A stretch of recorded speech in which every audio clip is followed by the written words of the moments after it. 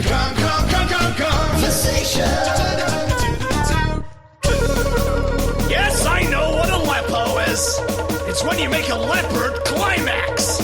I'm actually doing that right now!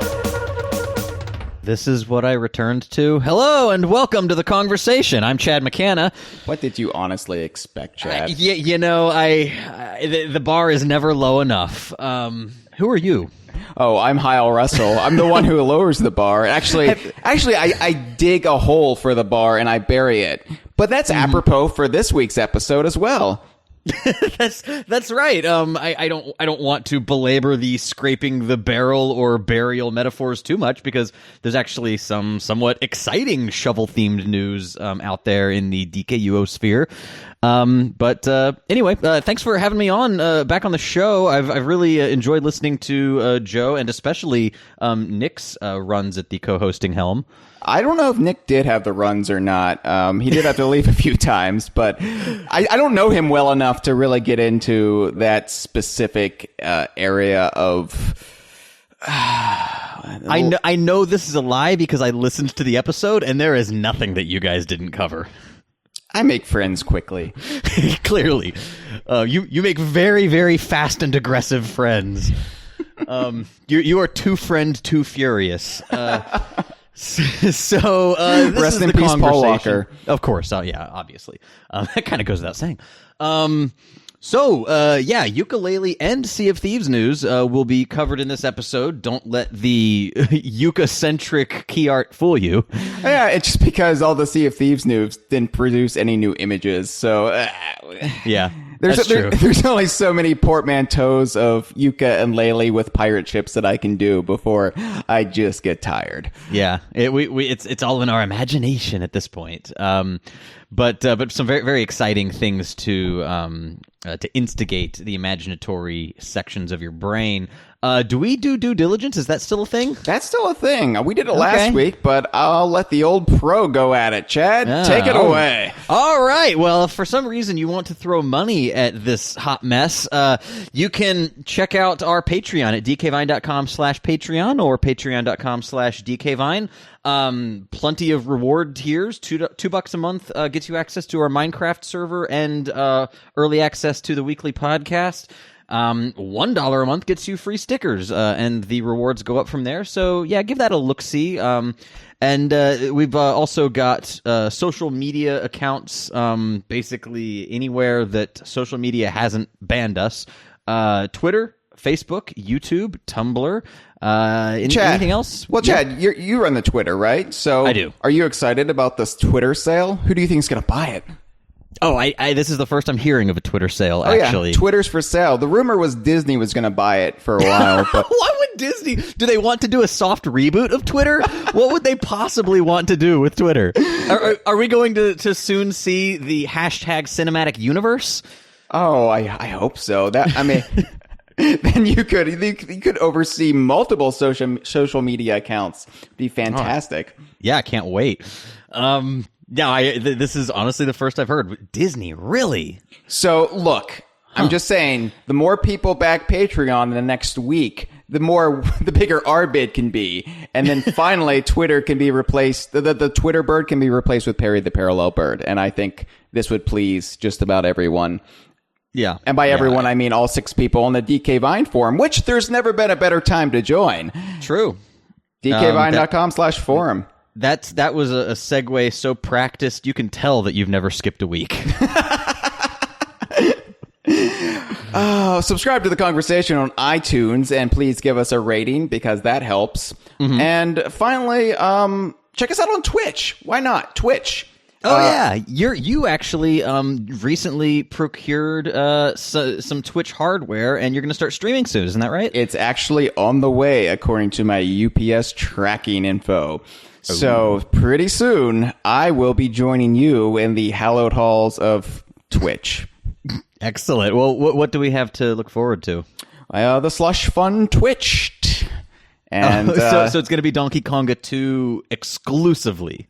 See, well, you're doing the broader overview of the whole Donkey Kong universe. You're doing it right. What I want to do is You kind of made the mold for how DK Vine should do Twitch. I plan to break the mold, not in any innovative way. I'm just going to be terrible. So, sure. Will there at least be a webcam so people can watch an image of you torture yourself in the corner? I bought a brand new webcam too. Perfect. That's actually it's a top of the line webcam, and it's going to be great. I'm actually really looking forward to it. I've been wanting to do it for well over a year now, and I finally just decided.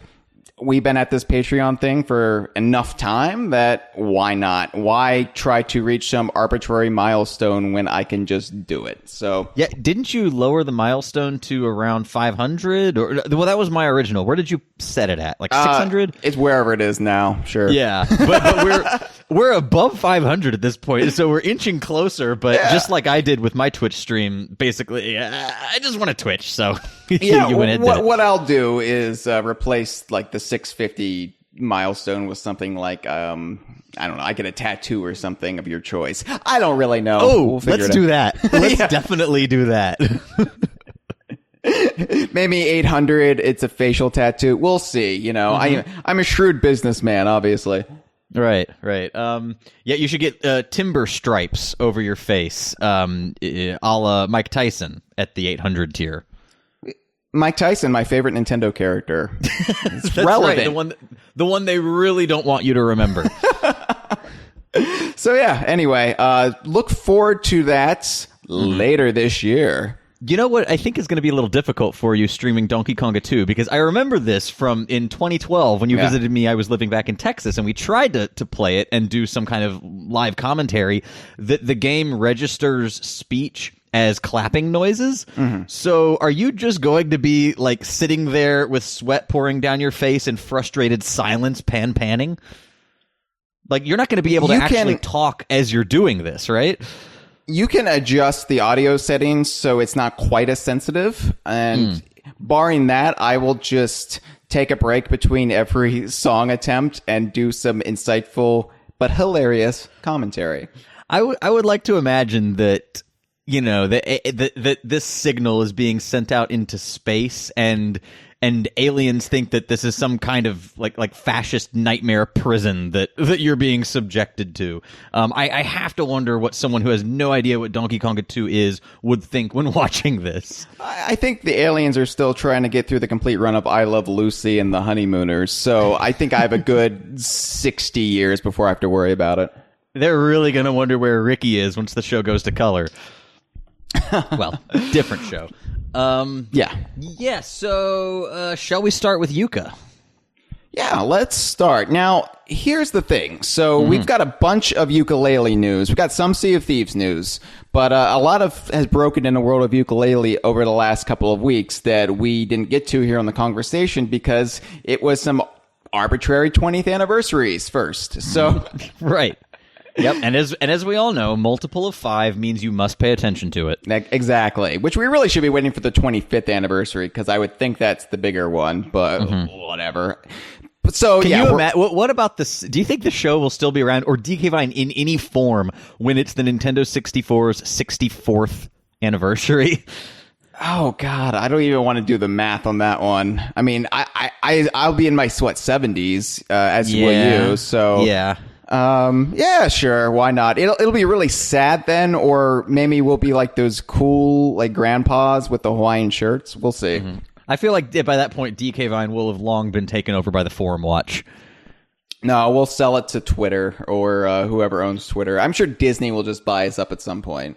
That's fine. I'll sell out. You can sell your shares. I say shares as if we're a publicly traded company. Yes, I'll sell my shares of negative money.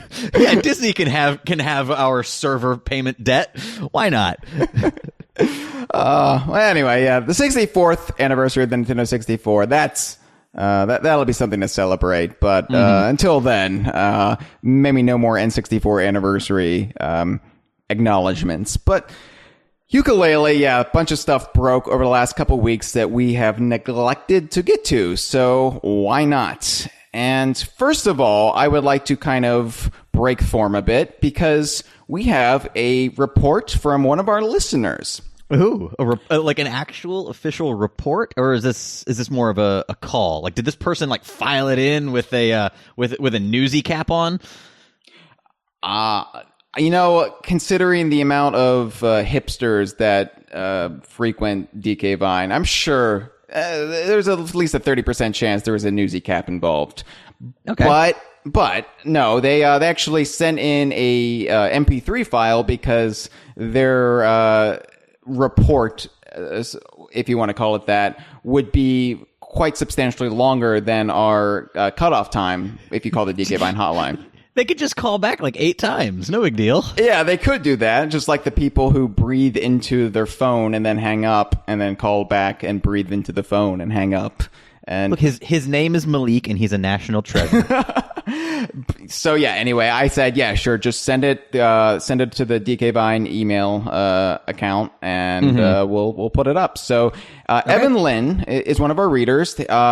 Recently played Yooka-Laylee at Twitchcom, which I don't know. I'm not that familiar with Twitch. Where's Twitchcom? I believe, because I did the very basest level of research. I typed into Google where is Twitchcom right before the show, and it's in San Diego. Actually, this year it's at the San Diego Convention Center. So, yeah, perhaps he was cosplaying as a newsie a few months too late, or maybe he was cosplaying as Batman because Christian Bale was both.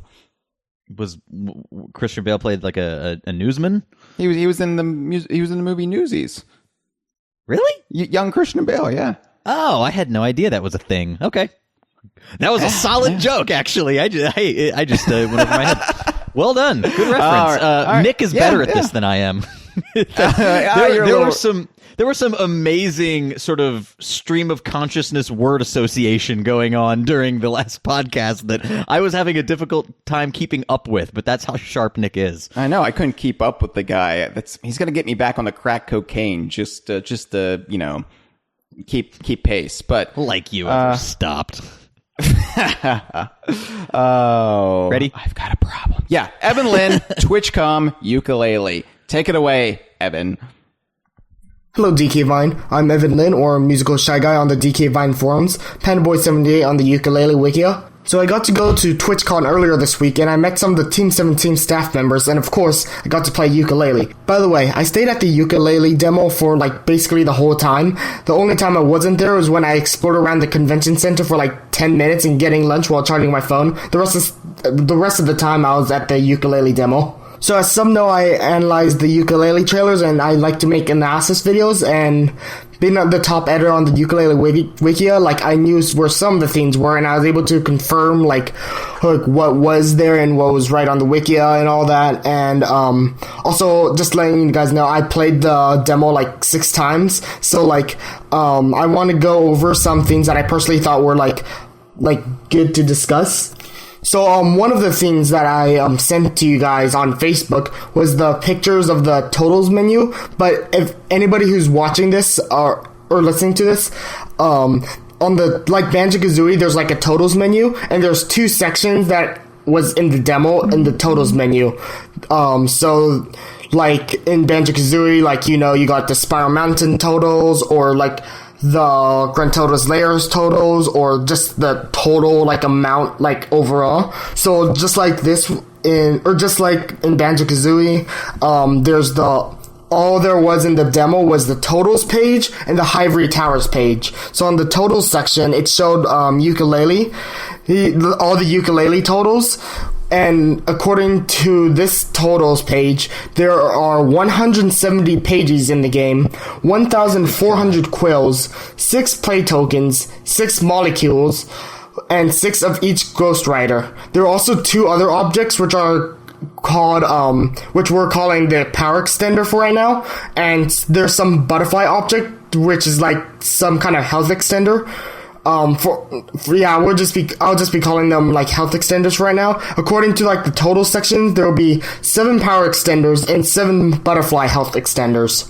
So on the Ivory Towers total page, it shows 20 pages, 200 quills, 1 health extender, and 1 power extender that are in Ivory Towers, but there are no Ghost Riders to be found, because according to like the storyline of the Ghost Riders, they only appear in Grand Tomes, and the Grand Tomes are like the regular worlds in Yooka-Laylee.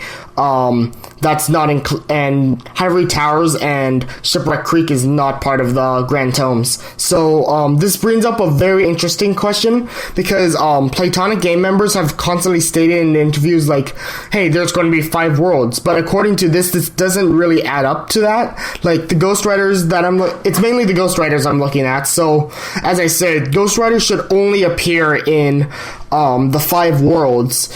But Ivory Tower, and we saw that it doesn't appear in Ivory Towers, and Shipwreck Creek is not part of a Grand Tome either, so it shouldn't appear in Shipwreck Creek either. So that means there's still one last so there's 6 Ghost Riders in total of like each variety in total in the whole game. So that means there's still like 1 more after collecting all 5 or all of them in each world. So like that either means there are 6 worlds, or like the 6th world could be something like Cauldron Keep from Banjo-Tooie, like a small last world, something like that. Another thing I want to talk about is probably my newest favorite character. If you don't know what a corplet is in the game, they're like the main like common enemies. They're like the blue guys that like run around everywhere. Anyway, so in Tribal Stack Tropics, there's this one new character his name is Duke.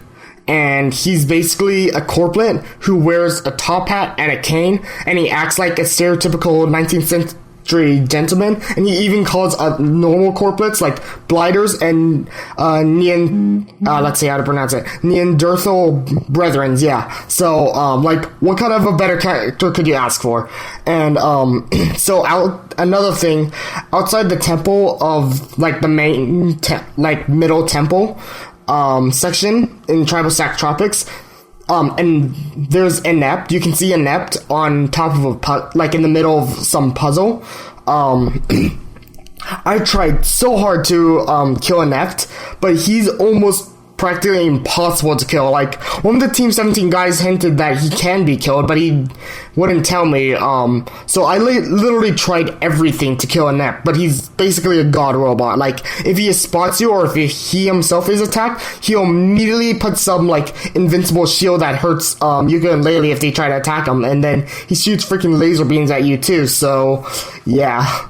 And also, one last thing. So, there's a character named Vendy, the vending machine in Yooka-Laylee. Yeah. She wasn't implemented in this demo. But if you don't know, like, who she is, she's basically the Cheeto in this game. Except, instead of, like, you have to find collectibles in order to unlock cheats, you basically complete challenges. So, apparently there was a challenge in the demo that was still that wasn't removed. So when I collected 5 pages, immediately when I collected the 5th one, Vendy's chat box appeared saying, "Oh, come see me and stuff, because you got a tonic." Except the problem is that, like, she wasn't in this demo itself, so that was a problem. But anyways, to summarize everything I said in this very long talk, the totals page, I talked about the totals page and possibility of 6 worlds, Duke, Inept, and Vendy. So the Yooka-Laylee demo overall was like amazing. I got 9 pages within 15 minutes of the demo, and keep in mind that the high score was 3 pages in 15 minutes. Anyways, but yeah, the demo actually had a ton of glitches though. Like some of them froze the game when talking to NPCs, like Clara the Skeleton especially. Sometimes the player would clip through structures, and I found a new one where Yuka is supposed to say like dinner is cancelled or something like that when you complete a Clara's challenge. But instead, I ate a butterfly right before that thing appeared. Right before Yuka was supposed to say that, I ate a butterfly, and instead of Yuka saying dinner's canceled, the butterfly said dinner's canceled. But like, I reported everything I found to like the Team 17 members, and I'm sure like this is still an old build that they're using, so I'm confident like Playtonic Games will fix everything or have already fixed everything. But in general, it was like probably the best demo I've ever played in my life. So, anyways, thanks for willing to listen. Thanks for willing to listen to me for 7 minutes, and thanks for tolerating me of spamming you guys on Facebook. All right, see you guys. Bye. Well, good God, musical shy guy, Evan Lynn. Thank you so much for that report. Like, that was a proper news report. Yeah, learned a lot, and learned more than you ever usually learn on this show. That's for sure. Yeah, usually it's just about duck predilections. Oh, I'm sure that's coming up. I'm sure. So Evan is a Facebook mainstay, huh? Yes. So thank you, Evan, for not only that, but the pictures of the aforementioned total screen. I shared that on Facebook, did a news story proper about it on DK Vine over the weekend. Yeah. And yeah, so it was also shared on Twitter, and our good friend Mitchell Wolf actually asked Platonic / Andy Robinson, take a drink, if this implies how many worlds there are in the game, especially the Ghost Rider count that Evan mentioned. And Andy's response was, all this implies is that there may or may not be that many things in an old unfinished press build. And then a happy face. So already he's learning obfuscation with a smile. Right. Well, if this is a press build, then why would there be? I don't know if I buy that, yeah. Andy. I'm not sure if I buy it either. You rascal. In his defense, he did say may or may not, so it's neither a confirmation nor a denial. Some people are saying there may be this many items. I don't know. Yeah, I'm just saying. Not a popular opinion. Bring it at me. I don't chestnut back. I have a bone to pick with your old Trump impression, Chad. Well, yeah, in that it sounds like Bernie Sanders. Yes, and that Trump thinks all of his opinions are the most popular opinions. It wasn't that such a quaint time when Trump acknowledged the occasional fault. Anyway, so this is a lot to unpack, but where should we start? What? Okay. Right. First off, this is our first indication of, apart from the sort of very high level 5 worlds in the game, of the actual potential scope, asterisks throughout the entire discussion of the collectibles. So, do you? If Evan is correct in saying that the grand tomes which make up each world are the only places that contain Ghost Riders, do you think that stands to reason that there are actually 6 worlds instead of 5? Well, he's the top editor on the Yooka-Laylee wiki, so who are we to argue with? I mean, I think that sounds entirely accurate because, and it seems like Platonic is really paying close attention to lore and the in-game logic. I mean, this is made up of a team of primarily old Rare, employees, and I think they're really indulging that aspect that Rare has always been known for. Which aspect is that? Just world building, internal logic or a lack thereof, but with a lampshade on it. I think that from everything they said, there's a reason behind everything in the game, from the Grand Tomes to the Ghost Riders, pages, quills. It's all interconnected. So yeah, I definitely agree with Evan's assessment. And what really kind of blew me away though was 170 pages, if accurate. Yeah. If that is the final total in the game, that dwarfs any Banjo-Kazooie game's Jiggy count. I believe Banjo-Kazooie, the original, had 100 Jiggies, and that was the most we've ever seen in a Banjo game. Although you have to take that maybe with a grain of salt, because Evan did indicate that he was able to get 9 of them within a span of 15 minutes, so without having played the game at all yet. And I assume he was playing Tribal Stack Tropics. That seems to be what the demo was. So are these more disposable than Jiggies? I mean, are their challenges much easier? That's true, because all we've played is the toy box, and I felt like those pages were really spaced out, but obviously... Well, there was just the one. Oh, that's right. That's right. You get all the quills, and that gives you your single pagey. That's right. Okay, I stand corrected.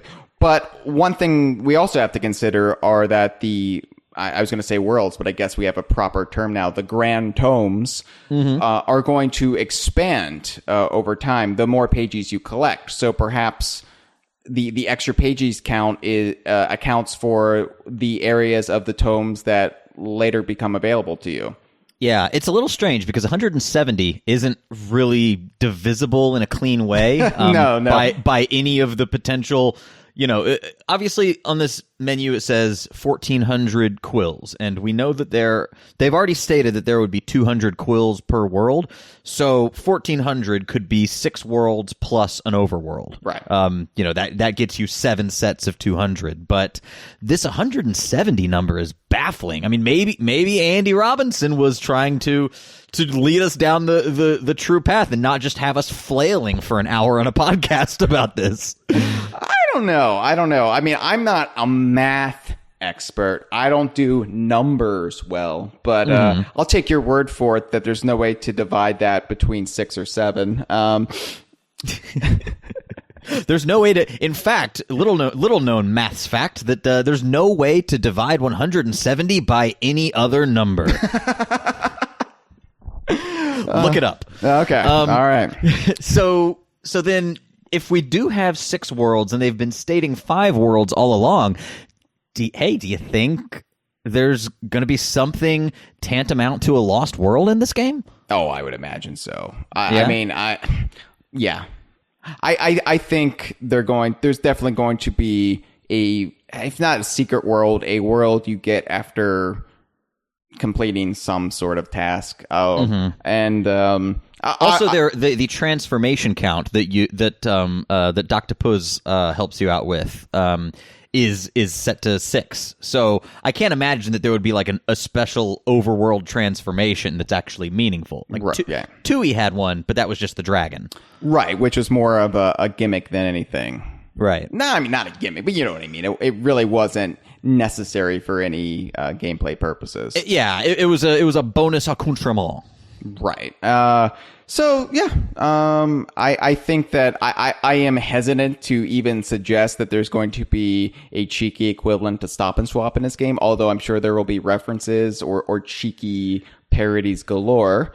Oh yeah, that's something that there's a dedicated forum thread on DK Vine about the potentiality of a Stop and Swap. And so So you think it'll just be referential, that they won't actually try and tie this game together with a future one? I could see them doing it. I'm just a bit leery because I don't want to put myself out there too much. I could see it either way. Okay. I could see it. I mean, you don't want to put yourself out there. You make grand sweeping proclamations about Captain Blackeye and Sea of Thieves, but you draw the line at saying there will be a Stop and Swap in a game that's heavily inspired by Banjo-Kazooie? Because I've never been burned by Captain Blackeye. I have always been wrong when it comes to the secrets in Banjo-Kazooie. So yeah, there was again, speaking of the DK Vine forum, there was someone who just today, actually it was our frequent caller Snorkel the Dolphin, who posted on the forum with the secret to Banjo-Kazooie's Stop and Swap, and it took me back to like a bygone era when you could just tell people to do the most convoluted instructions in the game that make no sense whatsoever, and some people would actually attempt them, and I remember being one of those people. I don't know. That was an era we'll never get back. I don't know if I ever actually attempted them. I was far more incredulous about all of those. But yeah, they were everywhere on the early days of the internet, late 90s, early aughts as well. But yeah, it took me back, and it was very well. I mean, it was very authentically written. It felt like it was a product of that era. So check that out from one of our favorites, Snorkel the Dolphin. That's right. The inventor of the Andy Robinson meme. Apparently, by the way, a little update on this, because Snorkel the Dolphin, was calling into the Kongversation, trying to get Andy Robinson to tell Steve Mails to tell his brother Greg to put a dolphin in Sea of Thieves. It's almost the perfect plan. And apparently, it worked, or at least the message was received. Yeah, it got all the way to Steve Mails, and I think the response was something like, Oh yeah, the message about how much you hate marine wildlife, loud and clear, something like that. Yeah, and Snorkel's response was just, "What the fuck." You play with fire, Snorkel, you're going to get burned. Or rather, you get trapped underneath an anchor, you're going to get bifurcated. Yeah. Okay, so Corplet and yes. Duke. So these previously we knew of these things as minions, but I guess that was a generic name, and B, copyright infringement. Yeah. So, by the way, can I just get on a soapbox and rant a la Dennis Miller? Without the really urbane references, because I've been seeing Halloween decorations that are nothing but minions in pumpkins. These are not Halloween decorations. I'm tired of this fad of putting a beloved cartoon icon, say Mickey Mouse or SpongeBob SquarePants, in a holiday decoration and calling it a day. These big lawn, and you don't see this in Brooklyn, I'm sure, but these big, living in the suburbs is pissing me off. These like SpongeBob or a minion in a pumpkin at Christmas time. It's SpongeBob with a Santa hat, inflatable lawn ornaments. These are not holiday decorations. This is just. You get SpongeBob slaughtering turkeys. You get I mean, this would be the equivalent of me putting, say, I don't know, Kitty Kong out in my front yard. I don't have a front yard because I live in a townhouse, but just bear with me. Sure, I'm bearing. With vampire fangs and say, "Oh, it's a Halloween decoration." No, fuck you. I would love to see that. In fact, I think that you misused your Elgato purchase Patreon funds. They should have gone toward a giant plywood Kitty Kong, life-sized, with vampire fangs. Very subtle vampire fangs. It was only 1/5 of our monthly intake. There's still money to throw around. Sure, do it. Anyway, rant over. I just had to get that off my chest. Please, people, decorate responsibly. So these things are called corplets. Now, I Googled corplet right as Evan was talking, and apparently it's a brand name medication that keeps your platelets from coagulating. Clearly a reference, yes. Yeah. Interestingly, do you remember when I went into that medical study to pay for my wedding? Yes. Yeah, that 30-day inpatient medical study. I was actually on a medication that is supposed to keep your platelets from coagulating. So I may have taken Corplet at some point. Wow. Yeah. Now, how have you been bleeding the last 6 years or so, Chad? Oh, my platelets have not coagulated once. Excellent. Well, good to know. Yeah. Clearly, I didn't get the placebo. Yeah, Corplet. I'm trying to piece together why they would be called that, but I really don't have enough context, especially since their leader. Oh, come on. Okay, it just clicked with me. Corporation, Ivory Towers. Gotcha. Okay. Maybe they're pronounced Corlet, a la Blastcore. Okay. But their leader. Well, no, because that's a core and that's a corporation, different things. Okay, so Corplet's probably correct. Yeah. Unless it's Apple Core, which the Beatles ran, which was just a John Lennon pun. Is that the only reason it's called Apple? No, Paul wanted to call it Apple because he liked this painting of an apple, and then John added the core to it. So that's almost as irritating as John starting to date Yoko because she painted a thing with yes on it. You get really hung up on that particular aspect of Beatles history. It is intensely irritating. It was just such a positive thing, Chad. Nobody ever says yes. Right. Yeah, he's used to artists being so negative with their soup cans. Yeah. So anyway, Duke, their leader, or at least the ringleader in Tribal Stack Tropics. Mm-hmm. Yeah. This is interesting. So he's dressed. What do you say? Like a 19th century fancy man. It reminds me of a certain Lobo Destroyo character. Yes, a certain boss character. Yeah, which I don't know if we're allowed to talk about or not. Well, no, he was part of the campaign, but let's maybe not go any further just in case. All right, that's immediately who came to mind because we actually wrote some of his dialogue, I believe, and I think we wrote the vast majority of his dialogue. We had not intense arguments, but I was like, that's a little bit too sophisticated, Chad. I tend to go erudite, especially when I'm given a fancy style. Like any character that might have a modicum of intelligence, I take it to the tens. Yeah, and I was like, tone it down a bit. This is a game with cartoon animals. Yeah, it's for children. They won't understand, octosyllabic words. Anyway, yeah, Duke. I'm interested to see more of this character, and apparently it was Evan's new favorite character, right? Yeah. He also mentioned that Vendy apparently pops up after you collect 5 pages. So it's really hard to not slip back into Banjo-Kazooie vernacular. So at 5 pages, that gives you an opportunity to, what do you say, unlock a challenge? Yeah. Can I just say once again, I love the shit of Vendy's name. It's just beautifully stupid. Well, yes, but it also works as Wendy, so it is a little bit of a double. It is kind of a pun. Yeah, but it's just one of those like great crap names that you could look at it very closely and see it as more clever, but I'm just happy to take the utter laziness of Vendy and gleefully embrace it, much like Captain Bones over at Rare. Right. Are you up to speed on the saga of Extinguisho, the new canonical Banjo-Tooie character? Please explain this, because this has not been broached on this broadcast. Oh, okay. So I was playing one of my weekly streams of Banjo-Tooie about a month ago, and I was in Grunty Industries, noticing that like basically all the characters are just construction implements with googly eyes, because at that point in the series, that's kind of where it devolved to. And then later on in Cloud Cuckoo Land, of course, you just get like weird blobs holding hot dogs. Weren't they like taffy men or something? I don't know what they're supposed to be. But at any rate, Lee Loveday was in the chat.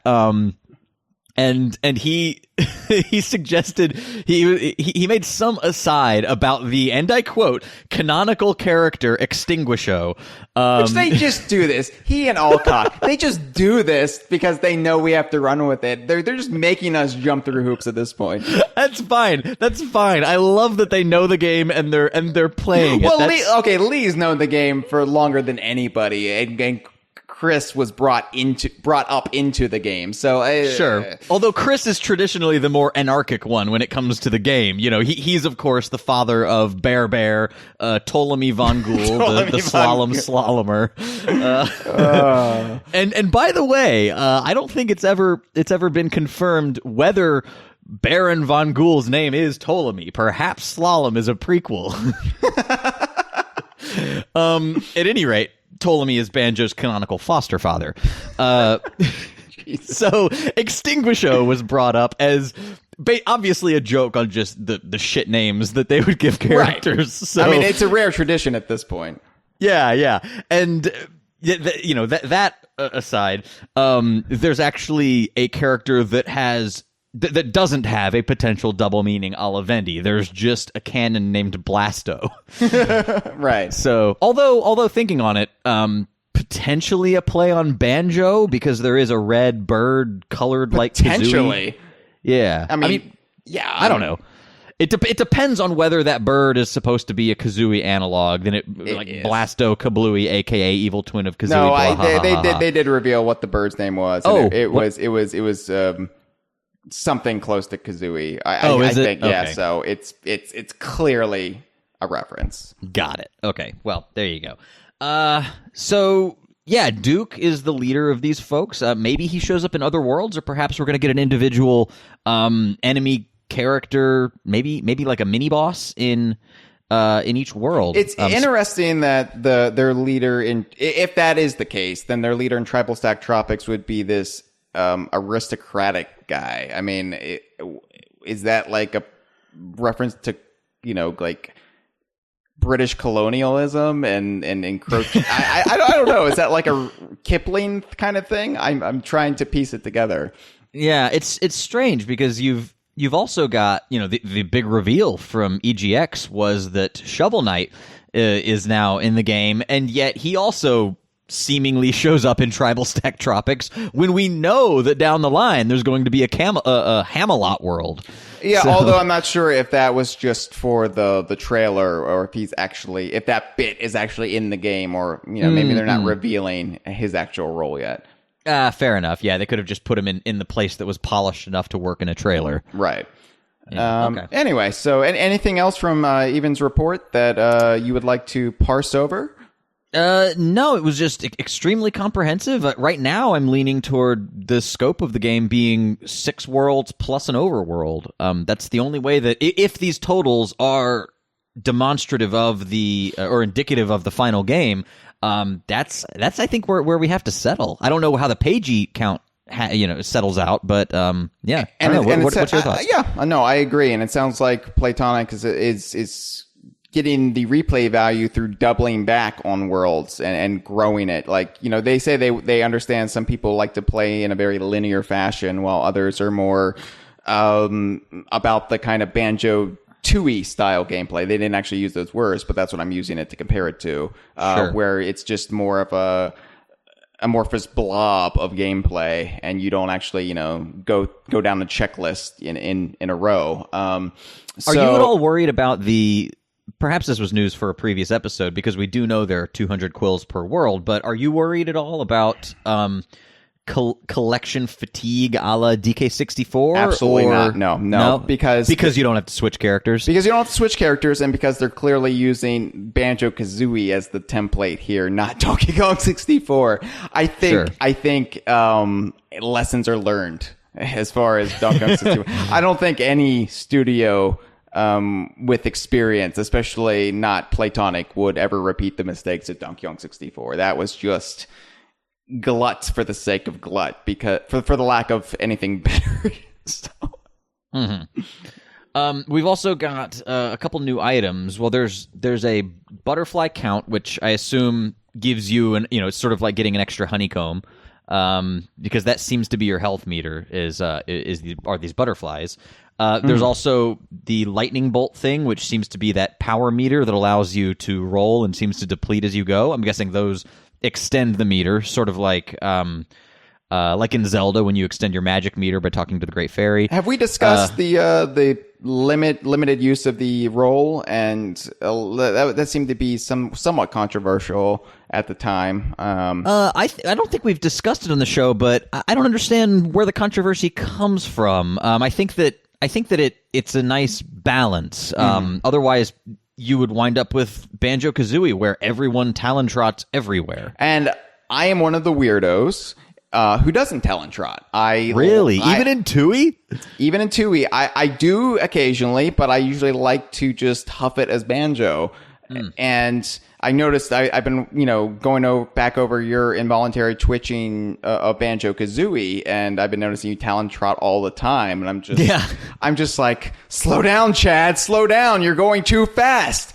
I can't appreciate the fine details. So I just know the audience loves to hear for 2 hours at a time. So yeah, I think it's great that it's limited, and I think it definitely makes you smarter about how you use it. And playing the toy box, I noticed, it wasn't as precise as the talon trot. So, or at least it takes a while to get the hang of it in comparison to the talon trot. It's a little looser. So, but it's much faster. Much faster. So I think it's a good balance, and I think people just need to calm the hell down, because this isn't Banjo-Kazooie exactly. It's built on its skeleton, but it's got new muscular structure and flesh and skin and eyeballs. So calm the fuck down and enjoy. Yeah, it actually regrew all of that, including its eyeballs, like Cigarette Smoking Man. Don't even. I have purged my memories of the Event series, the X-Files season 10, from my mind. And Hyle, but they're doing another Event series, aren't they? They have to get Duchovny and Gillian Anderson. Duchovny's show is canceled, Aquarius, but Gillian. I didn't even hear about Aquarius. Oh yeah. It's the age of Aquarius did not last long. No. But Gillian Anderson actually has a thriving career right now, so it's going to be hard to get her. Oh, yeah, she's big on British television, isn't she? Yeah, The Fall, I believe, is the name of her show. Anyway. Good for her. Good for her, yeah. She's got like she's had a career renaissance in the last few years, so And David Duchovny is also around. He still exists. He made an album, yeah. We've got a couple. Was his album nothing but covers of Boot Scootin' Boogie and Achy Breaky Heart? We have a couple Honky calls Tonk, about Badonky Yooka. Donk, yeah. Right, yeah. Mushroom. Shall we take some of these? Please, let's change the subject quickly. Hi, this is I Am Gibbon. And assuming I've called in time for the Sea of Thieves and Yooka-Laylee episode, I had a quick meandering question. So that, given the fact that various ex-Rare employee studios have been cross-pollinating a bit, like with the cameos in Tracky Trains, and the fact that Yooka-Laylee is storybook-based a little bit. Like, we've seen some stuff with King Arthur, with the Hamelot gag, and obviously there's the pages and the heavy emphasis on fantasy stories and going into these book worlds. I was wondering if you guys thought there would be the possibility that we're going to see Little Bear make a cameo in Yooka-Laylee, thus, going full circle with the Nosy Crow connection. Yeah. I think that's it. Bye-bye. Hey, thanks for the call, Gibbon. Wow, I never even considered that. You know, I don't know if it would be possible. I imagine it would be. I mean, they've got Ed Bryan on speed dial. Yeah, next time they need a cocktail napkin character. You know No, what? actually, Dr. Puzz wound up being one of my favorite character designs in the whole game, but the original image of his design is hilarious. You know what, though? I didn't realize I wanted this until now. And now I can't think of anything else I want more.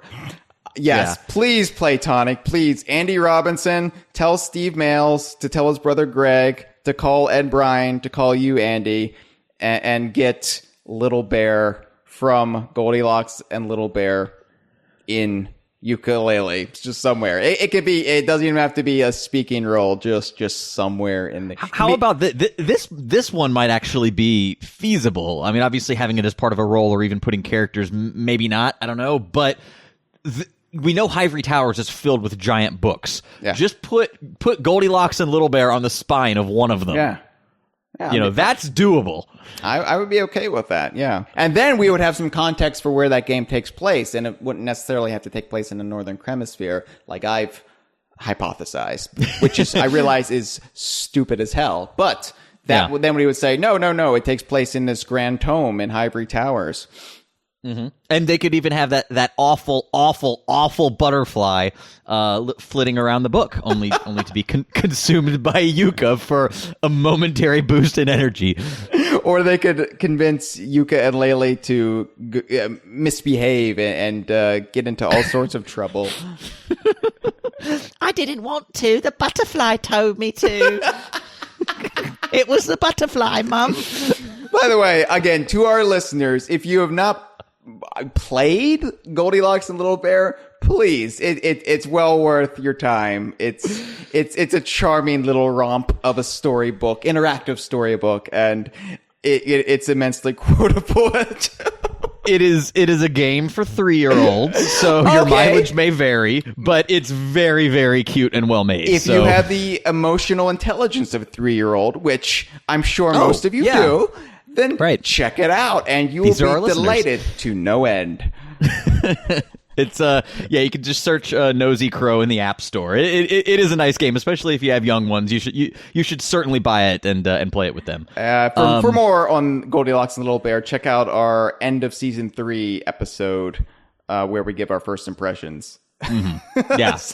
That game stars Royston, so it is Donkey Kong Universe. Yes, it is actually, a Donkey Kong Universe game. Much like this game. Much like this game. So check it out, and I can't wait for the 20th anniversary of that so we can do a spotlight episode. We're waiting.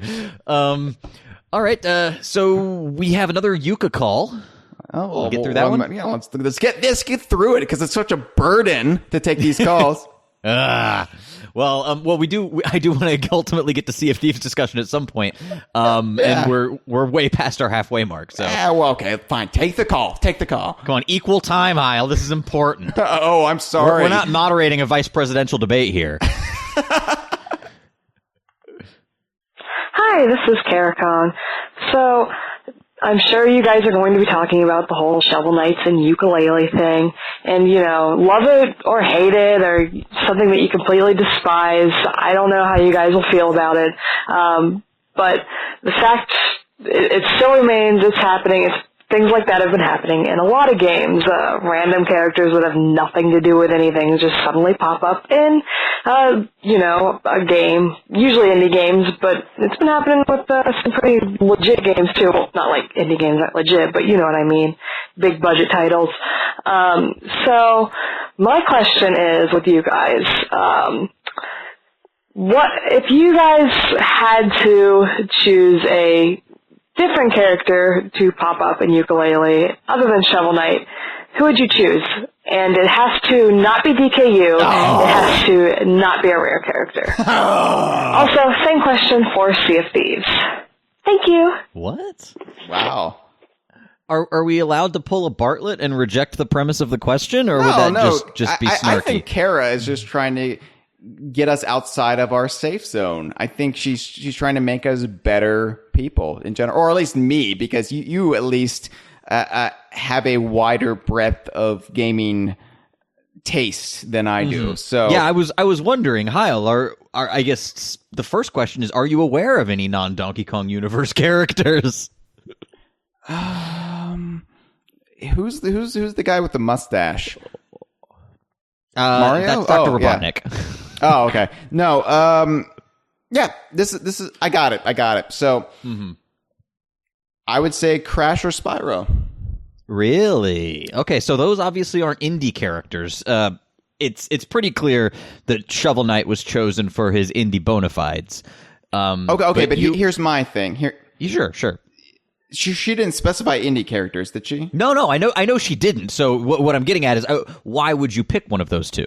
Technically, we already said an indie character in Little Bear, so I am Gavin gave us a freebie there. No, I think Crash and Spyro, because the thing about Shovel Knight and we're going to get into, I guess, our opinions real quick on what we feel about Shovel Knight and Yooka-Laylee, but I was under the impression Shovel Knight was more of an 8-bit throwback, and this is a tribute essentially to the glory days of 3D platforming. So yes. if you're not going to get a rare or DKU character in there, obviously you'd want, the Kongs or Banjo-Kazooie, but if not that, then get the other two icons, or at least two of the other icons from mid to late 90s 3D platforming, Crash and Spyro, who are both actually Skylanders now with Donkey Kong. But yeah. No, Spyro is the original Skylander, isn't he? Yes, that is actually a Spyro spinoff. Yeah. It's like he's the Captain America of Skylanders. But you could put Crash in the first Skylander. You could put Crash in Tribal Sack Tropics. You could put Spyro in the medieval Grand Tome, and I think it would fit very well. And as far as Sea of Thieves goes, Kara, I would say somebody from Monkey Island. Go back to the original inspiration. You took mine. Damn it. Yeah. Although, so here's my thing. I'm going to be the dick that pulls the rug out from under the question, because while I don't mind Shovel Knight in this game, I loved Shovel Knight. It's fantastic. And I think that Shovel Knight as a character has more range than just 8-bit throwbacks, and Yacht Club Games has even said that they want to do a 16-bit and then 64-bit inspired successor to their first game, or sequel to their first game, so they can basically bring Shovel Knight up through the eras and be throwbacks to each of those genres. Well, how come they didn't do an Atari one before this one, or maybe like a Pong inspired Shovel Knight? It's just two shovels going up and down the side of the screen. Yeah. I can't speak for them. Perhaps you should contact them on Twitter. They never responded to us about Drumstick, right? the airship enthusiast? Yeah. That was all Mitchell. Talk about continuity anarchist. Yeah. Right. So while I don't think Shovel Knight is inappropriate for this, and I don't mind him in it necessarily, I don't want to see too much of this in Yooka-Laylee because I really. This one reference, no big deal, but if they are kind of piled on, especially if it's like a world by world thing, or even if established characters that were excluded from Kara's question, like Banjo or even Donkey Kong or Diddy, show up in the game, I feel that would somewhat undercut the Yooka-Laylee's ability to stand on its own legs. So I don't want to see too much of that because I want this game to be to have a firm enough identity. It's already borrowing heavily from Banjo.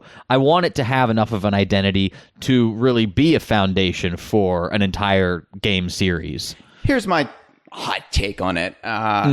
Same thing for Sea of Thieves, by the way. Right. I think Sea of Thieves even more than Yooka-Laylee should be a self-contained world that maybe with a few little dalliances into NPCs that we've seen before, or references like the bear and bird masthead that you can get on the front of your ship. Really, Sea of Thieves is so immersive by its nature that I don't want to be pulled out of that world with cameo after cameo, even if it's cameo. I was gonna say. My thing is that I don't mind Shovel Knight in the game. Maybe that surprises you, Kara, because I think you called in assuming I would be hostile towards it. But did you ever play Shovel Knight? I have not played it yet, no, because I'm a terrible gamer, and I fully cop to that, and I've decided to embrace that personality. I'm the awful gamer, the awful video game nerd. But I don't mind Shovel Knight in the game, but I also feel like, again, Yooka-Laylee doesn't need Shovel Knight in this game because Yooka-Laylee, if there's any indie game that rivals or can rival Shovel Knight or even eclipse it, Yooka-Laylee is it. I don't think Yooka-Laylee needs to kiss Shovel Knight's ring, if you want to use that phrasing. I don't know, man. This seems like a mutual makeout sesh. Like I feel like they're both kind of on equal footing as far as their indie profile. I hope it's not a Cosby situation. Well, you know what I mean? Like, I don't think anyone is kissing the other's ring. I think they're about on even footing, despite, Shovel Knight has had, or Yacht Club has had one game. Platonic has had 0 games, but they, just looking at their profiles as far as game industry awareness goes, I'd say they're fairly even. So I think that this is mutually beneficial. Yacht Club, they've been reaping the benefits of that one game, though. I mean, they even have an amiibo for the guy, and which is just unheard of considering how tight-ass Nintendo can be at times. But it's very cool, though. I think that all but confirms that there will one day be a Yooka-Laylee amiibo. You know what I was thinking when this news broke? Everybody was like, "Oh, cool," and I thought, well, fuck, I'm gonna have to buy the Shovel Knight amiibo now because I actually have the Mr. Game & Watch amiibo just because he made that one cameo in Donkey Kong Country Returns. Okay. So I thought you were going to suggest that perhaps Shovel Knight's appearance in the game is unlocked with a Shovel Knight amiibo, but no, it's just you being an obsessive maniac. It's just me being Hyle. I really don't think there's going to be any amiibo functionality with the Wii U version. I very much doubt that. But I don't mind this, but I'm actually with you on this, Chad. I feel like Platonic is strong enough with their world building and characters that I don't want that impeded on with this modern desire to have every video game character crossover in every video game franchise. Yeah. And granted, I'm all about that in the small doses. And I think I discussed this on our shared universe episode earlier this season, where I kind of spoke out against overindulging in shared universes and not showing enough restraint because it makes it less special when it happens. And I also think Platonic, since they want to build their own shared universe, starting with this game, it already kind of muddies the waters by having Yacht Club Games mascot in Yooka-Laylee. Yeah, to me that's something you save for a sequel. But I mean, I can understand it. And it's also bringing in a big Shovel Knight fan base that already exists into the fold here, and vice versa. I just don't want to see too much of it yet. Yeah, no, and granted, I'm still holding out hope that, Banjo-Kazooie or the Kongs appear on maybe there's, console exclusive iterations of Yooka-Laylee. So, I will be a hypocrite there, but that's merely because of the Rare pedigree and the history of this team making Yooka-Laylee. So I would be more okay with that, obviously, and also because I'm a shameless, unrepentant fanboy. So there you go. I will say that Shovel Knight looks great, and I love the garble speak that I believe one of the developers at Yacht Club Games did for him. So he looks really? and sounds fantastic. Okay. Yeah, he works within the world. I didn't realize that garble speak came from Yacht Club. Yeah, it did. Actually, from what I read this somewhere today, so maybe it was just a random internet rumor, maybe it's fact, but what I read was that Yacht Club did the 3D model of Shovel Knight, and the voice. Playtonic rigged it and animated it within the game world and applied the garble speech to the voice. Okay, wow. Kind of a Donkey Kong and Mario Kart 64 situation there, then. Kinda, although I think that they really just gave them the model, right? Yeah, they didn't come up with a carburetor voice. It was not from... Yeah, that's not from Rare. No, clearly not. Although they did do a lovely homage to it with Konga in Banjo-Kazooie. Did they? Yeah. Konga has kind of a gorilla, like, ooh... He's sort of a gorilla. No. Yeah. But when he's throwing oranges at you, he does do the carburetor voice. Does he? I thought he just kind of shrieks like an ape that's been injured. That kind of thing. Nope, it's definitely shades of Donkey Kong and Mario Kart 64. But we're getting off this topic I will now. have to go back and check that out. Yeah. So anyway, Shovel Knight, I'm okay with it, but I'm also a little hesitant and weary at the same time. No more Playtonic, unless it's, of course, one of Rare's old characters. Then sure, by all means, or Little Bear. I want Little Bear. Yeah, see, I think one of Rare's characters or a Nintendo character that Rare worked on, that people on this team worked on, would be even more disruptive to Yuka's ability to establish its own identity than Shovel Knight. The fact that it's an outside studio character sort of waters down the prestige of it a bit, although it's quite prestigious. But if Banjo showed up in this game, that's all anyone would talk about. That's sequel fodder to me. Yeah. What do you think about the reverential tone that Yooka and Laylee had towards Shovel Knight in the trailer? Which I don't know if that's actually going to be again in the game, or if that was just rigged up to show him off. But I don't know. I kind of thought they should have been taking the piss out of each other a little bit. Like, I don't know. I don't know much about Shovel Knight's characterization, because in his own game he's only ever heroic. So right, yeah, he's a knight of few words. But I don't know. If I think Shovel Knight's boisterous nature is probably on point. Maybe the legend of Shovel Knight is known throughout the land. I don't know. And maybe, and as you say, that's my guess, is that that's just trailer dialogue, which they've done before. Yeah. I would think Yooka and Laylee should be just exhausted by Shovel Knight. Like, he is just the true blue hero, and they just find that just so overbearing. So they're really cynical towards him. Yeah, but then again, I'm very cynical, so maybe that's just me projecting, and I have no place to tell either Playtonic or Yacht Club Games how to handle their characters. Fair enough. All right. Well, thanks, Kara, for the call. I think that's about. We basically said the same thing on Shovel Knight like 8 times. So yeah. Let's talk about the other news that came out for Yooka-Laylee via Platonic sending out a backer email, and this is really cool for the hoarding freak in me. Backers can now upgrade, or will be able to upgrade, to a physical release. Oh, I thought you were going to talk about the news that Christ himself is working on the game. Oh, really? You didn't catch that? No. In the email? There was a typo and Chris Sutherland's name became Christ Sutherland. I'd be okay with that.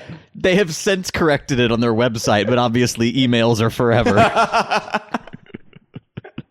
No, I must have not. Okay. I completely missed that. Or maybe my brain just auto-corrected, because whenever I see Jesus Christ, I just change it to Chris Sutherland. So yeah, I had to read it a few times to confirm or deny whether or not it was intentional. Because like, is this like a really weird joke that they probably shouldn't be making?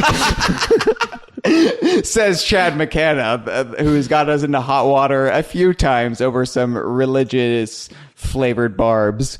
Oh, hey, you have done the same, my friend. Oh, I don't know what you're talking about. Excuse me as I scrub my Facebook history.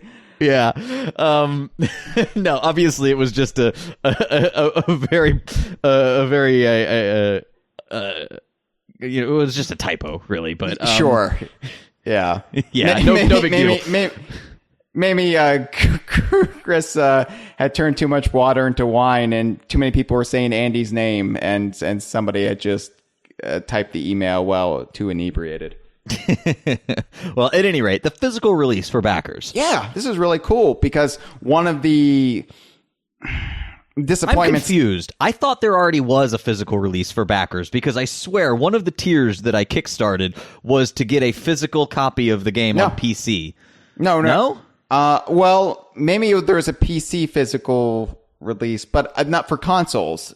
Okay, so this is special because it's for consoles. And I remember being disappointed that I even said to myself, I'm going to have to buy it separately, even from what I backed it at, because I want a physical copy of the game. So clearly Platonic is flush with cash that they can do this, and I think it's fantastic, and it's a nice treat for those of us who did back it. So I'm really excited about this, because... Do you think they're actually going to buck the modern trend and have an instruction booklet? Oh, I doubt it. I think it's just going to be, the higher backer tiers with the art book and whatnot. But I would love to see an instruction booklet, but I very much doubt that's ever going to be a thing ever again. See if they can get Dan Osen to write it. Oh, that would be fantastic, considering he was the secret treasure of the original Donkey Kong Country instruction booklet. Well, all they have to do is ask. That's a reference that very few people will get. Yeah, I got it. Yeah, but yeah, thank you, Platonic. I was very, very pleased to see this, and now I can add my physical copy of Yooka-Laylee next to all my stacked up newspapers and soiled diapers. By the way, we do live stream these podcasts, so we have a chat room going, and David Lynch, who's our forum moderator, just pointed out the fact that Shovel Knight's physical release did have an instruction booklet. So, yeah, I guess it's done in special cases. So as Shovel Knight goes through the ages of gaming and its sequels, they'll eventually just stop making those as well. Oh, and you know what? Cameron Regal is who's on DK Vine staff as well, has pointed out that Yooka-Laylee is already getting a manual illustrated by Will Overton, according to the original backer rewards. Oh, well, I'm glad that our staff is much more knowledgeable than we are about... I'm so glad we can be fact-checked in real time. This really is like a debate.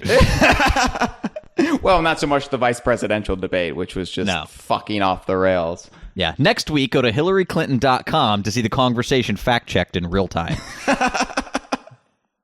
All right. Do you want to move on to Sea of Thieves? Well, let's take another call, because I think there may be a handy little segue in there for us. It's going to be a bridge. Very nice. Hello, Hyle, and welcome back, Chad. It's me, BKT2K. I'm not even going to try with the abbreviation. But this week, I see that you are talking about Yooka-Laylee and Sea of Thieves news, the more recent stuff that's Yooka-Laylee and Sea of Thieves news related. So I've got some call notes, as it were, so I can talk about this stuff. So, first of all, I'm going to start with Yooka-Laylee, as Yooka-Laylee has the bulk of the news that I've personally been focusing on.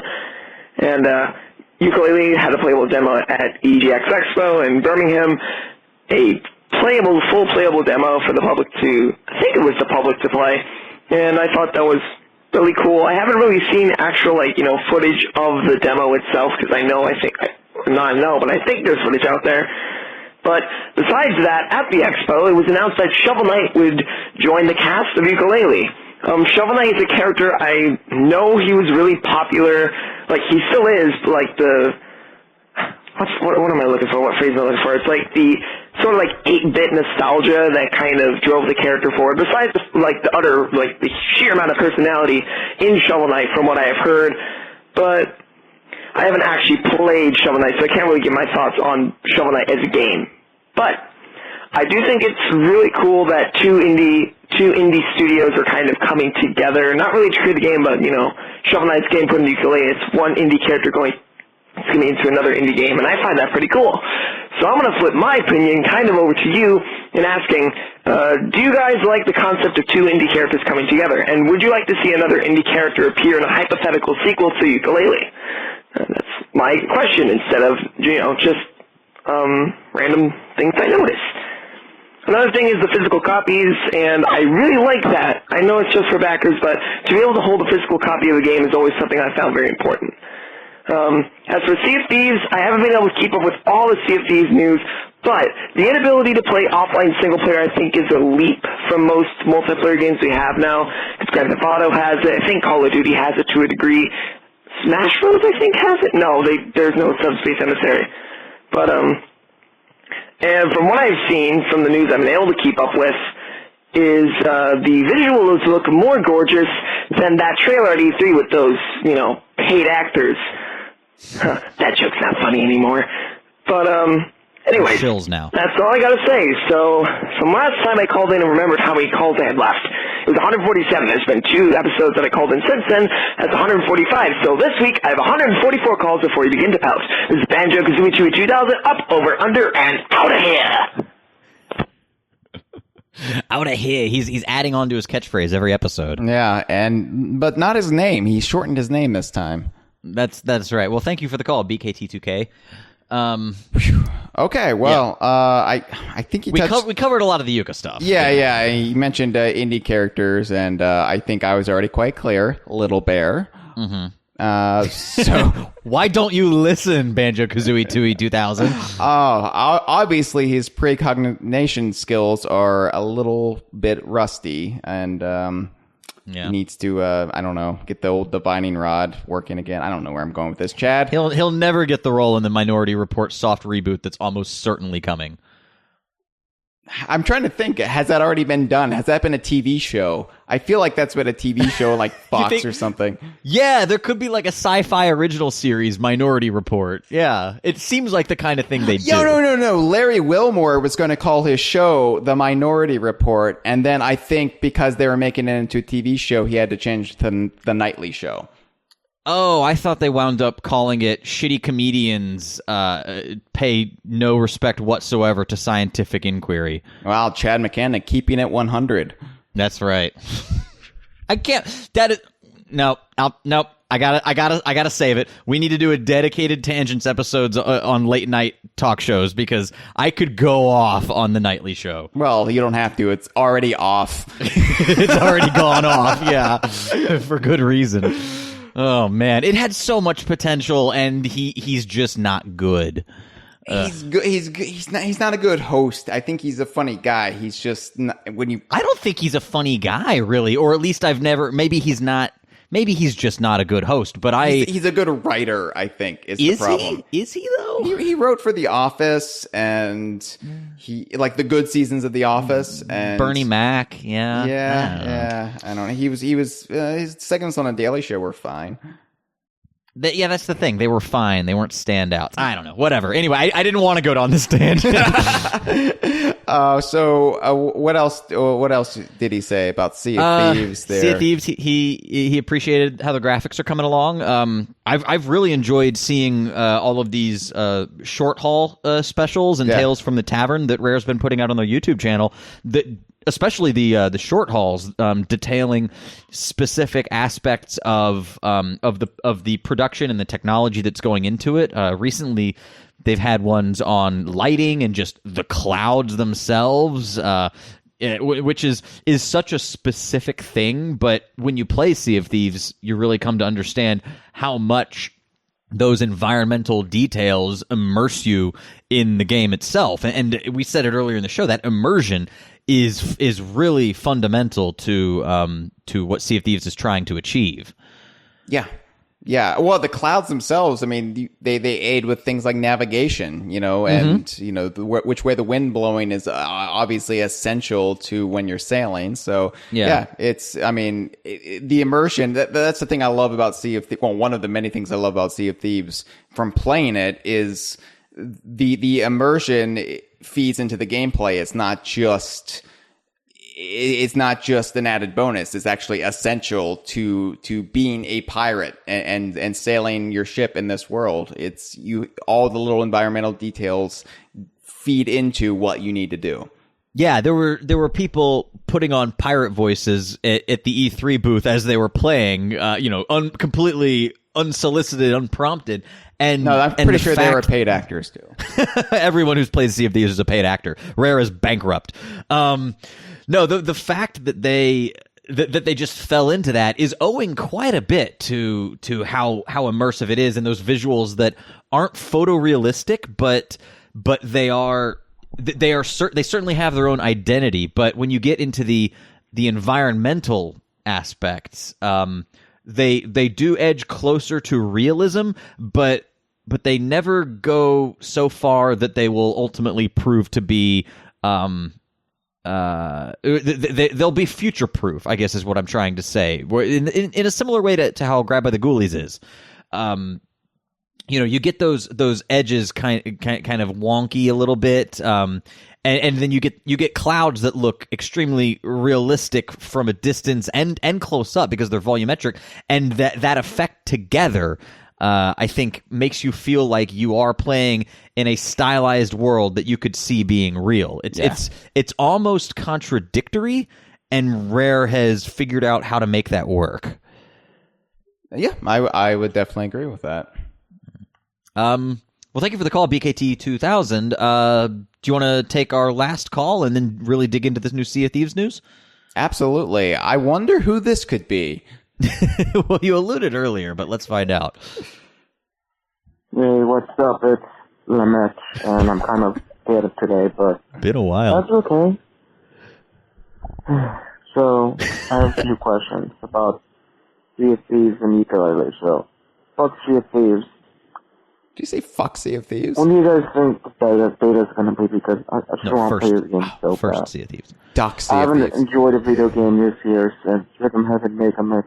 Paper Mario Color Splash kind of destroyed me on the inside. Like, that was one of the worst games I ever played in my life. What? Just bad as Starbucks Zero, I'm just saying, but yeah.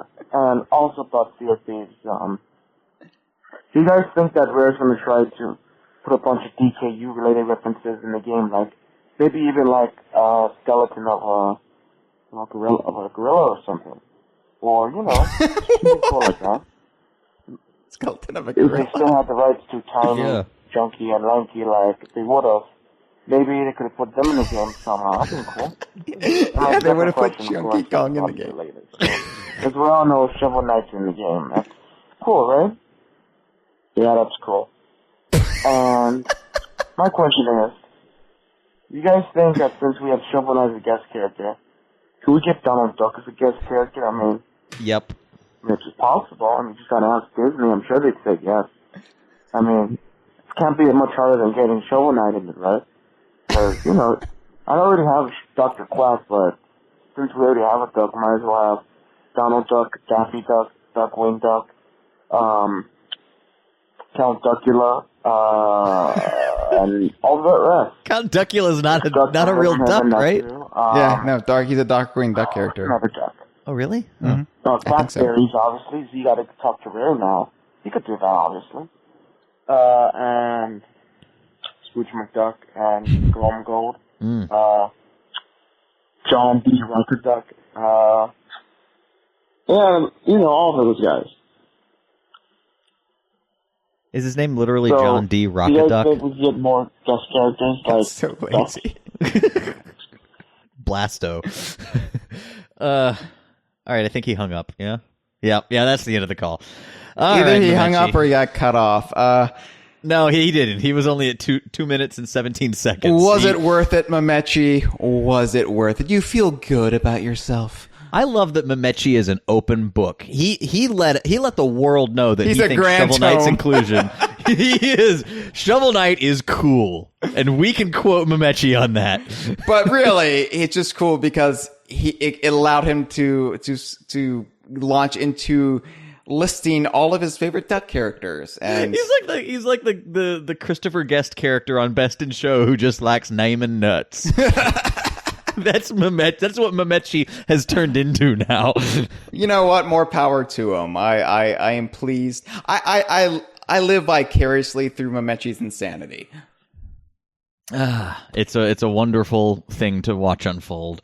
Little by little, he deteriorates. Okay. One day he will just be quacking for 3 minutes. Now that you put the idea in his head, that's going to be his very next call. Yeah. We love you, Mamechi. All right, so he mentioned DKU references in Sea of Thieves. I think, we already know there's going to be the allusions to Banjo and Kazooie on the figurehead on the ship. The mastheads, yeah. Yeah, and then there's also Joanna Dark for another rare reference. Well, what a pirate-esque figure that resembles Joanna Dark. Yeah, isn't it? It's called something like Dark Assassin or something. Yeah, like that. yeah. So, I mean, we know there's going to be that, and I'm sure there's going to be lots more. But, you mentioned, Chad, you hope there's not too much because it would take you out of the environment because that would be, I don't know. And, obviously I want enough for it to be DKU. So, but, we do actually know a bit more about the NPCs that are going to be populating the world. That's what I was clumsily trying to get to. I'm here with the assist. Mike Chapman, the lovely Mike Chapman, did an interview recently where he actually got into some details that about port towns and. Right. It also sort of in detailing part of the NPC role of the game, it gets into some of the underlying mechanics of how basically how you are tethered to your ship despite the fact that you can get separated from it. Yeah, and I'm really excited he broached on these topics because these are topics I actually asked them. Remember when we had that design meeting with the Sea of Thieves team, Mike and Greg Males and Shelly and Andy, and they I'm first name dropping like a mofo here, and Joe and Craig were there. The whole gang, and I asked them about port towns because that was an idea I had, and I was really keen on it. And they were kind of evasive. But now they're not being so evasive. So it's not like we just went in there and they told us everything. No. They did hold back a bit. They weaved and dodged quite a bit, but they didn't say no. So I was holding out hope, and here we go. So. Yes, there are port towns, and yes, there are NPCs in the port towns. And this was a bit of a point of contention among people on the DK Vine forum and elsewhere because they're getting mixed signals from Rare over the summer because I think Joe Neat wanted to stress that no, there aren't legendary pirates like Blackbeard in the game, that the focus of the game is your pirate character, the other pirate characters in the world who are controlled by other gamers. You build your own legend. He wanted to stress that there wouldn't be necessarily pirate bosses to overcome, and that it would be a user generated experience at the heart of the game. But the bosses are all cephalopods. Yes, but that didn't dispel that there would be NPCs in the game, that they wouldn't serve roles, and that was my feeling, and I'm so glad to see it here confirmed that there will be NPCs in the port towns that you can. Well, let's just read what he has to say, shall we? Well, before that, I want to point out that we did sort of have this loosely confirmed as of San Diego Comic-Con when Rare unveiled its Pirate Lord action figure. So that's sort of the fact that's a static character design that is, it's at least foundational enough to have an action figure made out of it. Kind of tells me that there were going to be NPCs, but we didn't really know what their role would be. We still don't know what the Pirate Lord's role really is, and we already knew about the Skellies, and Right. what I didn't know. I don't know if the Pirate Lord is an enemy of the game or a neutral figure, but so far the only NPCs we've had confirmed may or may not be all of the villainous nature and antagonist for you to fight, where this sounds like there will be more beneficial NPCs or complete neutral. So I mean, this is at least confirming that there's definitely more than we've seen. That's just the tip of the iceberg. So as Mr. Chapman put it, if you want to take your treasure to a safe place, you'll have to head into a settlement. That's right, because despite the name Sea of Thieves, actually I don't know. This isn't a Mike Chapman quote. I was going to say this sounds nothing like Mike Chapman. This is actually from the article that Mike that's based on the words of Mike Chapman. So I wanted to call that out before you got to the point where Mike Chapman would be referring to himself in the third person. Though we haven't seen them yet, Chapman promised pirate towns populated by all sorts of NPCs and shops. Quote unquote Mike Chapman. No, anyway, that's the editor of this article from WCCFtech.com. Yeah, no, Mike Chapman loves to refer to himself in the third person. His actual name is Mike Dwayne Johnson Chapman. Can you smell what the mic is cooking? So anyway, so despite the name Sea of Thieves, it will take place as much on the ship as it does on the land. And even though we haven't seen them yet, Chapman promised pirate towns populated by all sorts of NPCs and shops. So this will allow the players to customize their character, to restock their ship, to change or upgrade the weapons, and to take their hard-earned booty to the treasure dealer. Which is, and that's kind of later clarified in the article that not only can you exchange your treasure for different upgrades to your ship or decorative elements or actually changing the appearance of your character, but there would be a bank of sorts where once you get there and deposit your treasure, it's secure from that point onward. Whereas one of the interesting things about this game versus other online shared world titles of its ilk, like Destiny, the sort of the currency or the collectibles in those games are, essentially as soon as you get them, they're applied to your inventory and you have it forever. Whereas here, part of the task is figuring out how to, haul a treasure chest back to your ship and make sure that you can get it to a secure location. Because at any point along that chain of events, someone can roll up and steal it right from you, which is sort of what the pirating life is all about. Is it? Yeah, well, I guess if we're going by the romanticized version, piracy and thieving go hand in hand. So not the rape and pillaging that you previously mentioned. Well, pillaging. Yeah. Okay. Yeah. Well, I was gonna say Nick, and I guess rape is a pillaging of innocence. So yeah. Okay. Nick correctly pointed out to me because I refer to them as Johnny Depp-esque pirates, but that's a pretty poor analogy to make in light of the separation of him and his wife. So let's not go down that route. I don't know anything about Johnny Depp's personal life. There was beating allegations and accusations. Oh, okay. So yeah, although I don't know that they would go so far into the. I mean, Pirates of the Caribbean is the obvious contemporary example of pirates in pop culture, but I would think that Sea of Thieves would shy away from that specific style. Well, it's be the pirate you want to be, so it could be Sure. that style, or it could be You can be Keith Richards, or you can be in a Robert Louis Stevenson novel. It's up to you. Yes, and if you are Keith Richards, be sure to get your blood switched out to beat your heroin addiction. That's going to be a subquest, hopefully.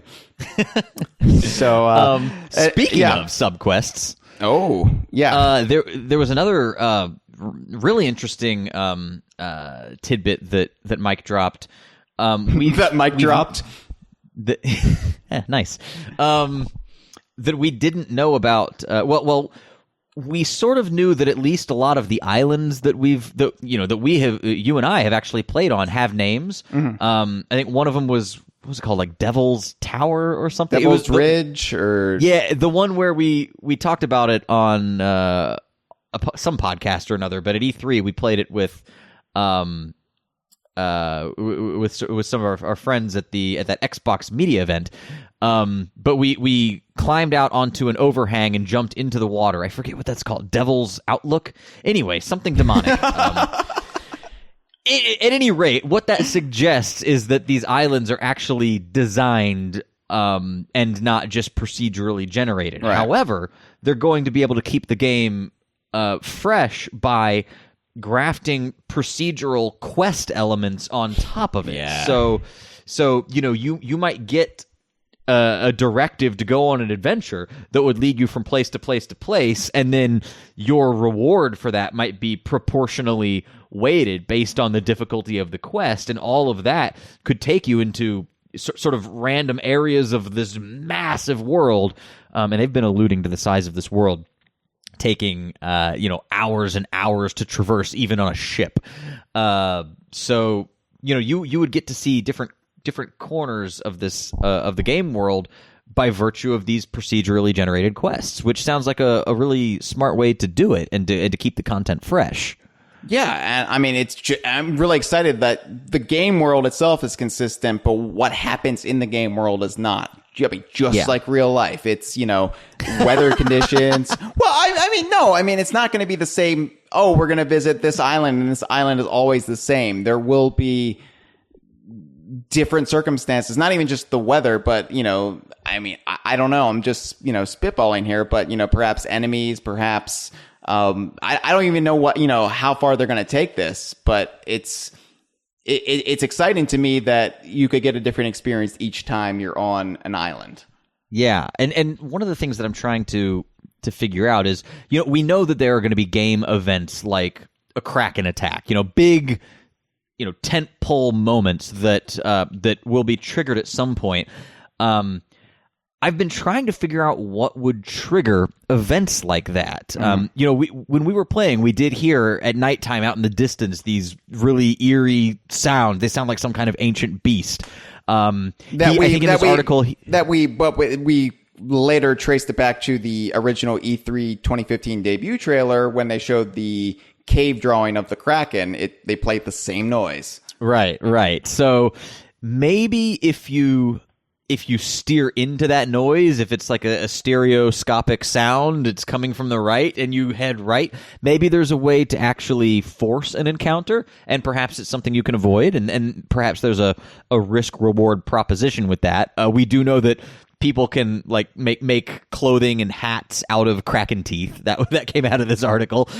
So there will certainly be a decorative element to the things. So that suggests there's a way to actually defeat the Kraken, because I was just operating under the assumption that the Kraken would be just unbeatable and that it would be just something you would avoid. But the fact that you could possibly take it on, that's very intriguing. Or at least take it on. Sometimes you sink the Kraken, sometimes the Kraken sinks you. Anyway, so come on, man. Oh, okay. This is why I stopped coming on this show. You never yes-end my shitty Big Lebowski references anymore. No, but that excites me. Maybe it's one of those things where you could only defeat the Kraken if through teamwork with other crews. Could you imagine if like a fleet of people teamed up just to take out the Kraken, going on a Kraken hunt. Especially if they're in some of the smaller dinghies, which we now know that there are, you could sort of tell from the new key art that they debuted at E3, that there are these little paddle boats that you can use to get to and from your galleon if you don't want to swim through shark-infested waters. We haven't played a build that has sea creatures of any kind yet, but there are also going to be larger ships, but not as large as the galleons that were in the E3 build, or the Gamescom build for that matter.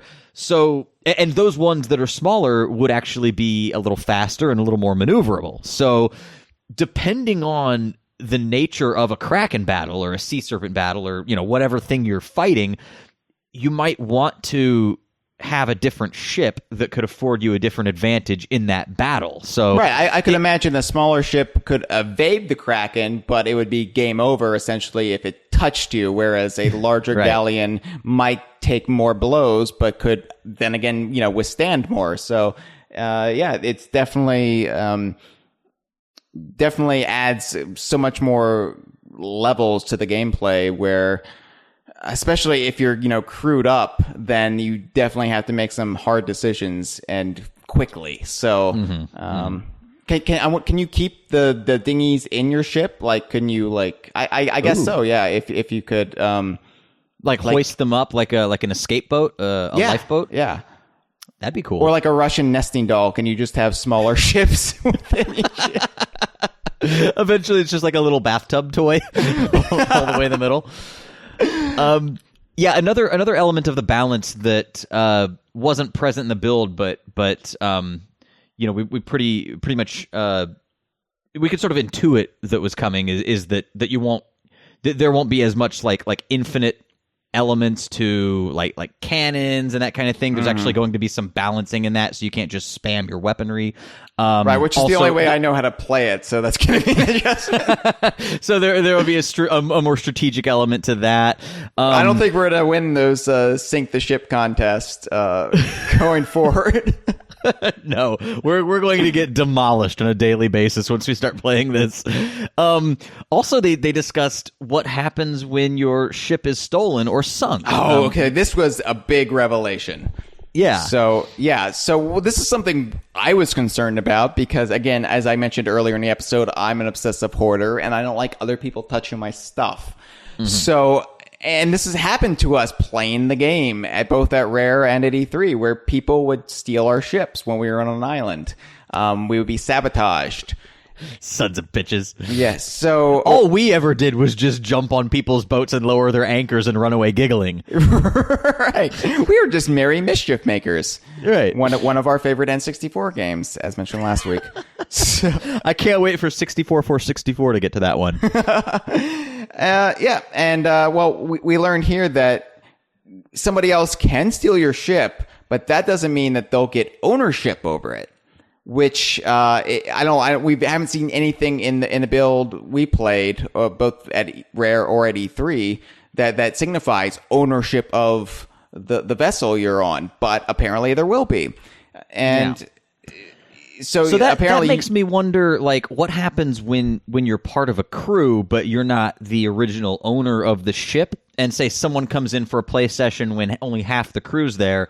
Does everyone just automatically spawn back on the ship no matter where it is if you're tied to that in some way? Maybe there's a contract you sign when you join a ship's crew, and then that... Oh, of course. Yeah. We've seen artwork with contracts. The Mermaid's Demise. Right. Yeah. So you're part of the company, as it were. So yeah, I think that would be the most logical way to go about it, even if you're not the captain or the originator of the ship. So yeah, and that would... That would give you ownership, so somebody else could steal it and use it however they want, and obviously steal whatever treasure is on there that hasn't been safely deposited or stashed away in a secure location. Right. But the ship's owner can get their ship back.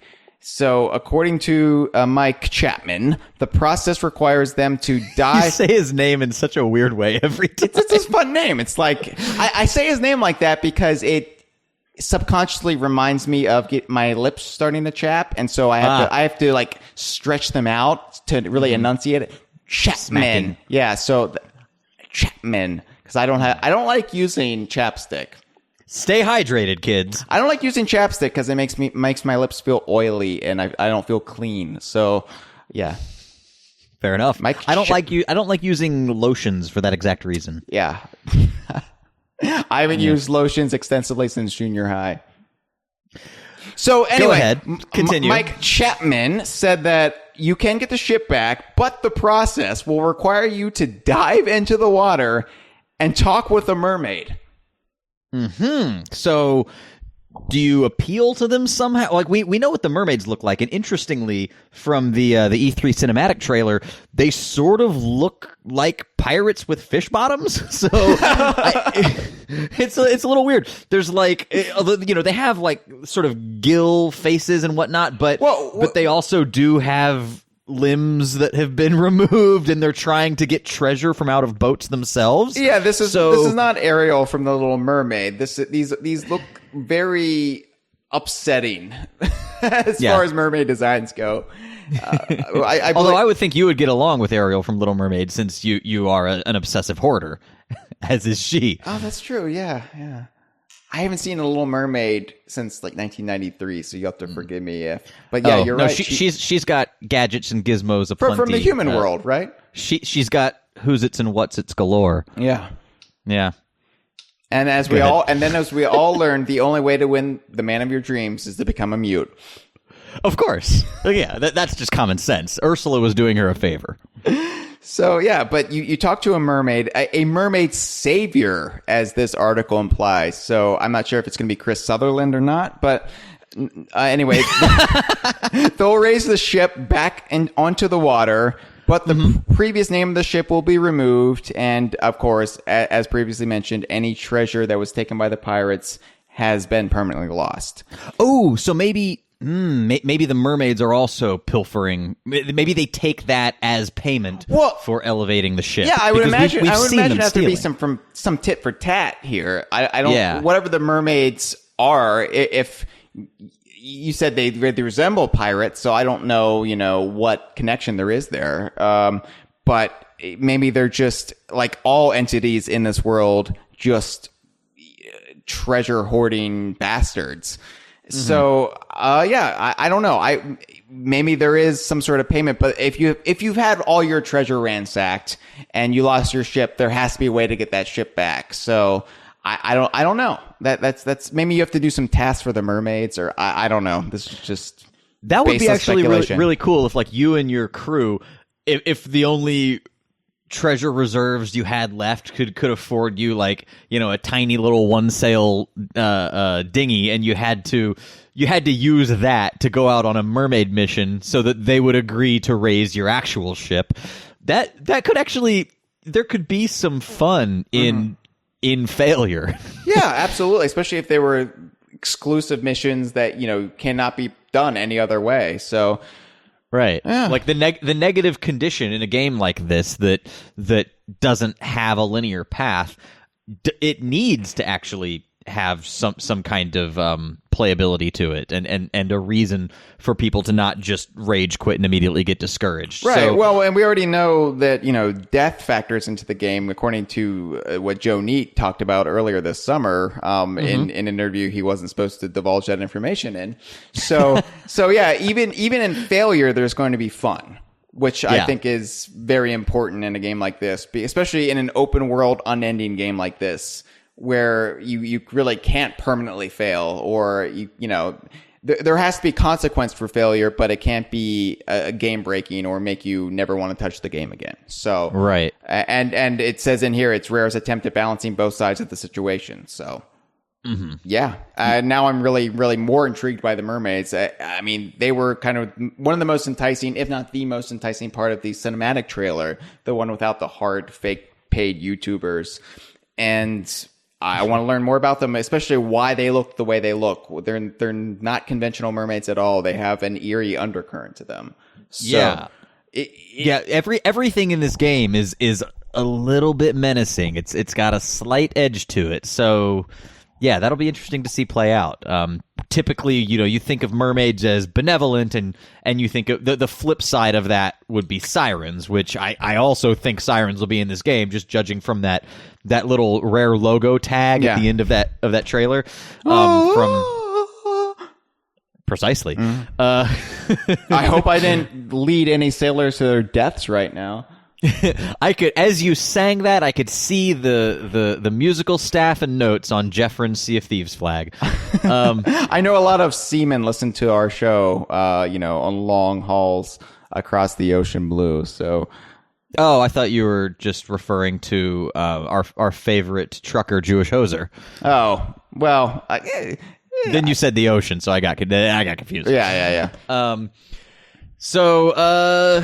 Yeah, those are the big things from Mike's interview, although Rare themselves published an article this week that had one extra little tidbit, the fact that they're now internally playing what they're calling an alpha build of the game. And we know that the next big milestone will be the closed beta. Was it closed or open? It like vacillates. I don't know what the terminology is. I mean, it's gonna be closed, right? Or it's gonna be open to people, but I don't. Closed, I think, indicates invitation only. Then and they said they're gonna draw from influencers, from super fans, from people who are on the Sea of Thieves forum. They're gonna reach out to social media, people who have been more active. I think those are the people that are going to probably get initial access to the beta. But the fact that they have something that they're calling an alpha. That suggests to me that they're now working with a build that has a much more robust set of mechanics than what you and I have been playing. Right, and they've added more than just the instruments, which, don't get me wrong, were a lot of fun, but that was the primary difference between the build we played at Rare and at E3. So I'd be curious to see where it stands now, or at least, of course, were there no instruments at the Rare build? No, you're right. Yeah, it was just the wood plank and alcohol. And alcohol, which granted is always fun, but it was the instruments we played, because that was our first night with the instruments. We went on Devil's Ridge or whatever it's called. I really apologize. We should have that. We gave the correct name back in our E3 episode, but we all played our instruments in unison and played Ride of the Valkyries overlooking a battle, and then dove into the ocean. So and those are going to be kind of the music that you play will be contextual based on what's going on. And I think that, if it's like an eerie moonlit night on a quiet sea, maybe you'll play something that's a little more moody. It's not just going to be Ride of the Valkyries every time. Right. It'll be ABBA's SOS. It'll be Crosby, Stills, Nash, Southern Cross. All the classic seafaring chanties. But I did look up, actually. I'm a little disappointed in Rare. I'm a little disappointed because I looked up the history of the hurdy-gurdy the other week. Turns out it actually came after the golden age of piracy. So this game is entirely historically inaccurate. What makes you think Sea of Thieves takes place in the golden age of piracy? Because you've been dropping this a lot, but I don't think there's any actual official messaging that says anything about that. Do you think it's going to be like Splatoon and it takes place in a post-apocalyptic Waterworld scenario? Not necessarily, no. Or like a Pikmin scenario, no. Yeah.